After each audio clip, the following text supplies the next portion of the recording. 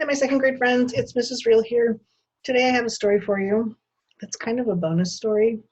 When we were learning about ancient China and ancient Japan, I had three stories that I didn't get a chance to read to you because we just ran out of time. So I figured now would be a perfect time to read them to you because maybe you have some time to listen to them. So my first story today is the three boys that we met in the Story of Paper. They also have a book called The Story of Chopsticks. And each of you got a pair of chopsticks when we were learning about ancient China and ancient Japan. And I was hoping that you still have yours on hand to practice with, because now maybe you have some time to practice with them too. So today's story, we're going to meet our three brother friends again.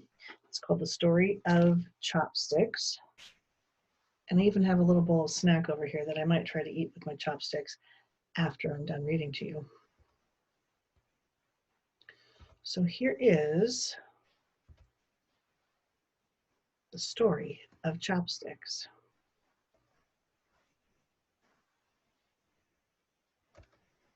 Oh, after I get the little snack that I tried to eat earlier down my throat.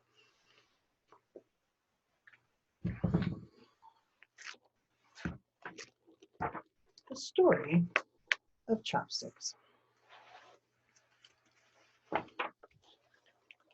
Long ago, all Chinese people ate with their hands, including members of a family named Chang. The Chang family had three boys, Pan, Ting, and Kuai. All the boys loved to eat, especially the youngest, Kuai. But Kuai never seemed to get enough food. He was always hungry.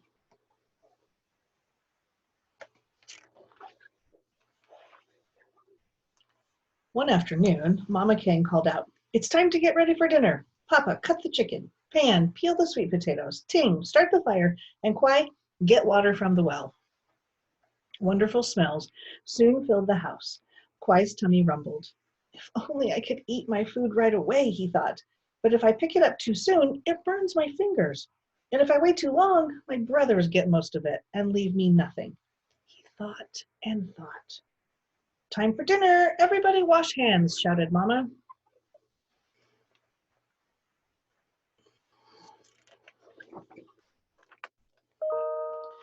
They all ran to the well. Pan brought the bucket. Ting lowered it. Papa hauled it up. Kuai waited. "I'm going to be first," he said. "You don't have to rush," said Mama. "The food is still too hot to eat." Kuai said nothing, but his lips held a smile. As he washed, he splashed water all over. "Kuai," scolded Papa, "look at the mess you made. The bucket is nearly empty.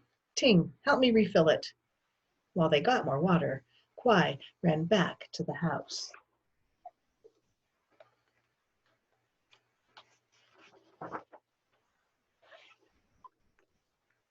Kuai plucked two long twigs from the kindling by the stove and speared a chicken leg with one stick and a big chunk of sweet potato with the other.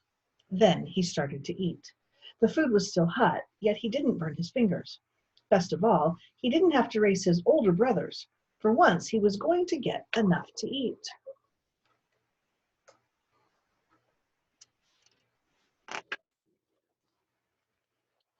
When his family finally returned from the well, they were surprised. Ting understood immediately. He ran to the kindling and got himself two long twigs. Pan and Papa were right behind him. In a moment, they were climbing over each other, wrestling for twigs. "Ay-yo!" they cried.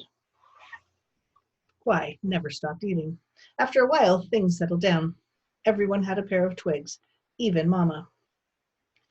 "We should give these sticks a name," suggested Pan. "Let's call them Kuai Z, to honor Kuai, the quick one in our family," said Ting. Kuai smiled at his brother. This was the first time that a family in China ate dinner with sticks instead of their hands.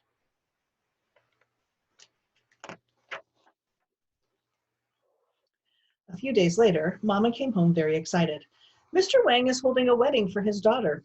It will be a big banquet. Everyone is invited." On the day of the wedding, Papa carried a bundle of red silk, a symbol of celebration. Mama carried a basket of fruit and nuts, a symbol of their wish that the new couple would soon have many children. Unknown to anyone else, The boys brought something too. What do you think it is?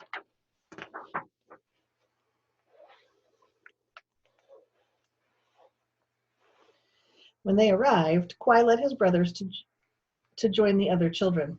Look at that food. I never saw a table as big as this one. Ting grinned. See the steam rising from that fish? It smells so good. It will be a long time before anyone can pick it up. Pan whispered to his brothers. See those girls rolling up their sleeves? They don't want their clothes to get dirty. The children stared at the food like starved wolves. Servants carried out more meat and vegetable dishes. Dumplings, egg rolls, and rice cakes soon followed.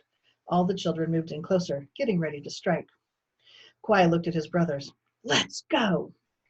The Kang boys whipped out their sticks and attacked the butterfly chicken, wealthy peony beef, steamed buns, rice cakes, and especially the sweet 8 treasures rice pudding.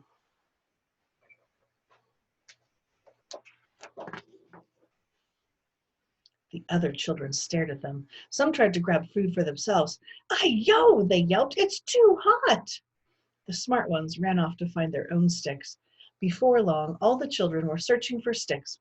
Some even climbed trees to break off the branches.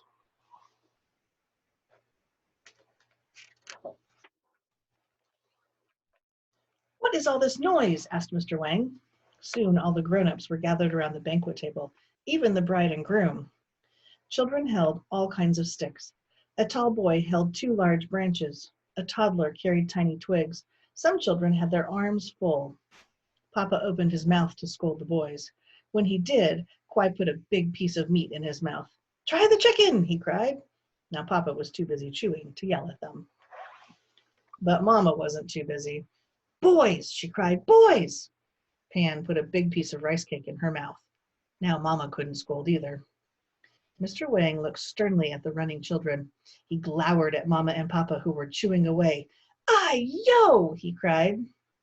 A hush fell over the crowd. Mr. Wang turned red. He began to shake. He was laughing. Everyone else started to laugh too. Mr. Li, the village wise man, stepped forward. He looked very serious. After he raised his hand for attention, the crowd fell silent. Mr. Li pointed at the children's sticks. Whose idea was this? He thundered. The Kang boys looked at one another. Pan stepped forward. It was my idea. Please don't blame my brother. Then Ting bowed carefully to Mr. Li. It was my idea. Please don't blame my brother. Papa walked over to Mr. Li. It is my fault, Mr. Li. We did not teach our children manners. Please. Mr. Li gestured for silence. I must meet with the village leaders tomorrow morning. Your whole family shall attend. Do you think they're in trouble? Early the next morning, Mr. Li met with the scholar, the doctor, the matchmaker, and the Kang family. He looked at the Kang boys. Tell me who had the idea for the sticks. Kwai timidly raised his hand. How did you come up with this idea? I didn't want to wait for food to cool because I was always hungry, and I wanted to eat before my brothers because there's never enough food left for me. Mr. Li frowned. Do these sticks have a name? We call them Kwai Zi, quick ones, said Ting.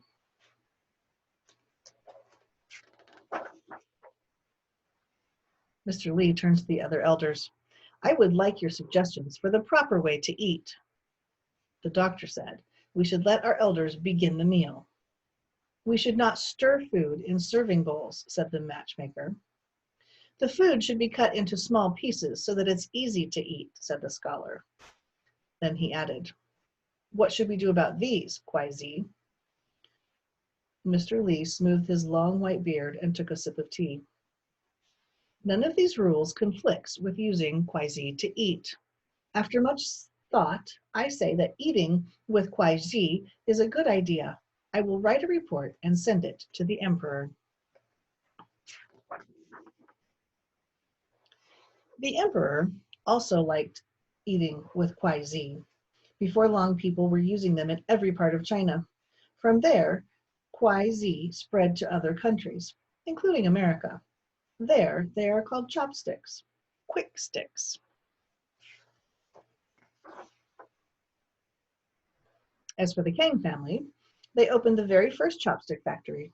Their chopsticks, beautifully decorated with dragons, phoenixes, flowers, and lucky letters, became famous. Kuai was the happiest boy in China. His food was never too cold, and he always got enough to eat. Sometimes even too much.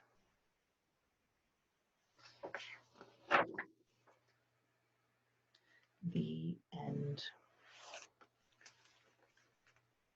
So I like that they brought in a lot of people to help decide how those sticks should be used, because we talked about the fact that it's very rude to use one chopstick at a time and stab your food,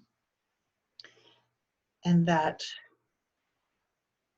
you needed to use the two sticks together so that you could pick up a snack and put it in your mouth.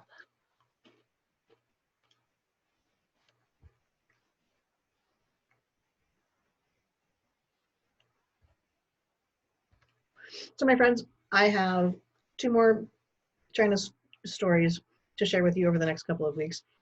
And I'm also getting ready to record our first story that has to do with plants. And then I'm going to head outside and do another little video and have you guys help me take care of some of the plants around my house. So I will see you soon. I hope you have your chopsticks somewhere handy and that you can still practice, maybe with your snack, while you are watching a story. Talk to you soon.